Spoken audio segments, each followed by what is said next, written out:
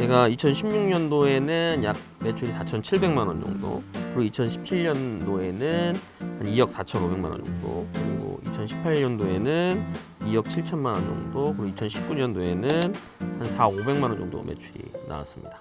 오늘은 사입 방법에 대해서 설명을 드리도록 하겠습니다.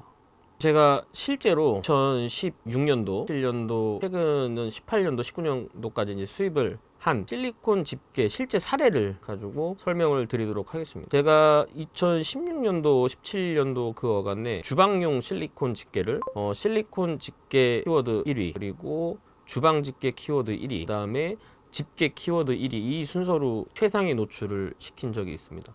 그 제품을 제가 어떻게 타입을 했고 어떻게 그 아이템을 선정하게 됐는지 그 실제 사례를 가지고 제 경험을 바탕으로 설명을 드리도록 하겠습니다. 실리콘 집게는 제가 2016년도 6월, 7월 이때부터 2018년도 말 정도까지 한 2년 반 정도 한 12차례에 거쳐서 2, 3만 개 정도를 수입을 했습니다. 그리고 첫 번째 수입한 거는 우리나라에 이제 인천항에 도착을 한 게 2016년도 한 6월 정도로 기억을 하는데요. 그때는 초도 수량이기 때문에 많이 수입을 하진 않았어요. 세 가지 컬러 360개씩 해서 1080개를 수입을 했어요.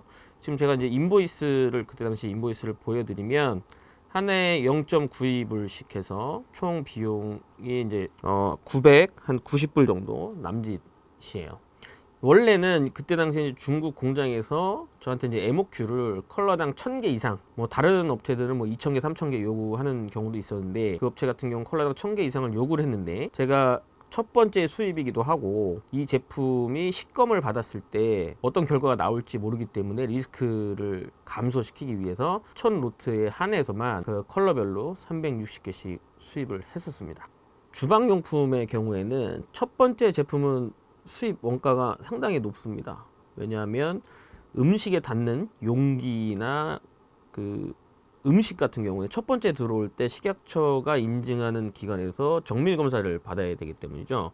그래서 그때 당시에 지금 원가표를 보시면 실제로 어떤 제품 수입에 대한 총액은 전체 한 300만 원 중에서 절반밖에 되지 않아요. 통관 비용이나 제품대나 다 합쳐서. 하지만 우측에 보시면 검역 대행료가 한 150만 원 정도 들어가죠. 이게 제가 세 가지 컬러를 수입했어요. 그때 그레이 컬러, 브라운, 아이보리. 그 각각의 비용들이 이제 개당 50만 원 정도씩 하는 거죠. 그렇기 때문에 한 1000개 남짓 들어왔는데 약 300만 원이 드는 것은 제품의 그 수입 원가, 제품이 이제 중국에서 출발해서 우리 창고에 들어오기까지 개당 원가가 대략 한 2,500원에서 3,000원 사이 정도가 된다는 거죠. 근데 첫 번째만 그렇고 이제 두 번째 수입할 때는 정밀 검사 받은 결과가 5년간 지속이 됩니다. 그 안에 추가적인 정밀 검사가 필요 없기 때문에 두 번째부터는 검역 대행료 5만 원 정도, 그 검역 에이전트한테 지불하는 그 정도만 지불하면 수입을 할 수 있습니다. 그렇기 때문에 수입 원가 절반으로 떨어지죠. 그렇게 되면 제가 그 실리콘 집게를 중국에서 한국에 우리 창고까지 갖고 오는데 대략 한 1,300원, 1,400원 이 정도 선에서 수입을 할 수 있었습니다. 제가 실리콘 집게를 대략 한 5,000원 정도에 팔았으니까 대략 한 3,700원 정도 마진 폭이 생기는 거고, 거기에 뭐 부가세를 제외하고 뭐 박스 비용, 각종 뭐 이것저것 부대 비용들을 제외를 하면 대략 한 2,500원 정도 마진이 된다라고 봅니다.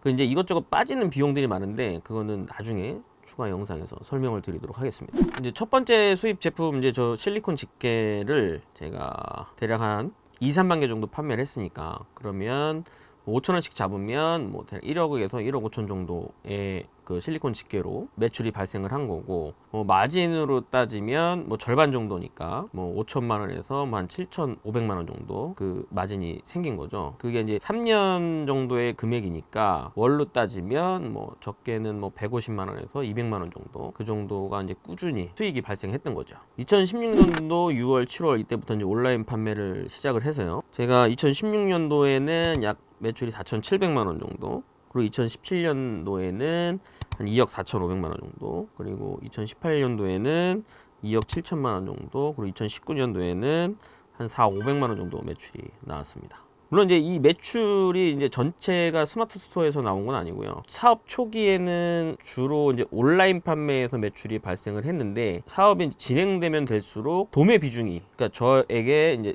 물건을 가져가는 셀러의 비중이 조금씩 늘어나게 됩니다. 제가 굳이 찾지 않아도 사람들이 어떻게 연락이 오더라고요. 그 도매 비중이 점점 늘어가는 게 되게 특징입니다. 나중에 제가 스마트 스토어 그 매출도 보여드리겠지만 그 보시면 비교가 될 수 있을 겁니다. 그 온라인 매출은 뭐 스마트 스토어 매출도 있고 뭐 쿠팡, 11번가, 그 위메프, G마켓 그렇게 주로 판매를 했었고요.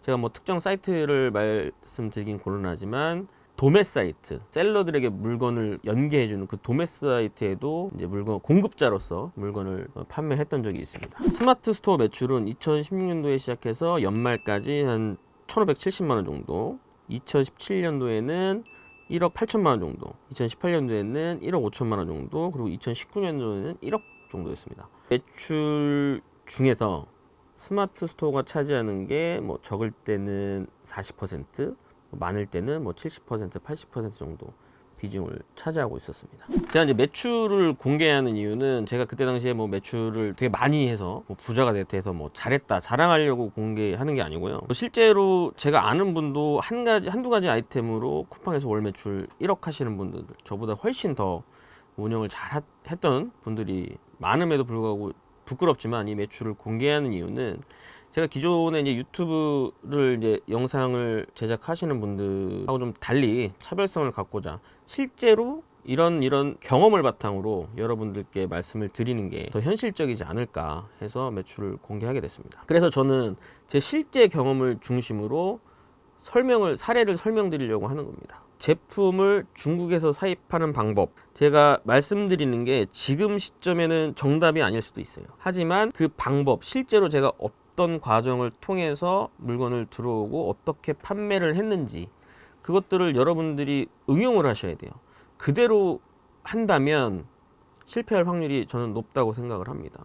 이런 사례 저런 사례들을 다 듣고 나만의 어떤 방법을 찾으셔야 합니다. 단순히 뭐 온라인 동영상 강의, 어떤 뭐 수업 이걸로 해결될 수 있는 문제는 아니라고 생각을 해요. 제가 말씀드리는 방법이 실제로 지금도 뭐 먹힐는지는 모르겠어요. 근데 제가 이제 과거에는 2016년도, 17년도, 18년도에는 뭐 실리콘 집게로 연 2천만 원 정도 뭐 수익을 냈고 이런 거는 사실입니다. 그 미래에는 모르겠습니다만은 제가 현재는 온라인 판매를 하고 있지 않기 때문에 이 방법들을 뭐 과감하게 공개할 수 있는 겁니다. 제가 이번 영상을 통해서 뭐 뜬구름을 잡는 것보다는 조금 더 실제적인 그 데이터와 이제 근거를 가지고 여러분께 설명을 드리려고 많이 노력을 했는데 단시간에 설명을 드리다 보니까 좀 부족한 부분이 있을 것 같습니다. 제가 다음 영상을 통해서 좀 더 자세한 내용들을 설명드리고 점차적으로 구체화해 가도록 하겠습니다. 고맙습니다. 좋아요, 구독 부탁드리겠습니다.